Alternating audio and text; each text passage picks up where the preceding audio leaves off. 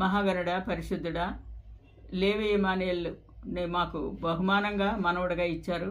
వాడికి మంచి స్వరం కూడా ఇచ్చారు. మీకు వందనాలు, స్తుతులు, స్తోత్రములు చెల్లించుకుంటున్నాను నాయన. ఆ స్వరంతో నా ప్రభ చిన్నప్పటి నుంచి పాటలు పాడేవాడు.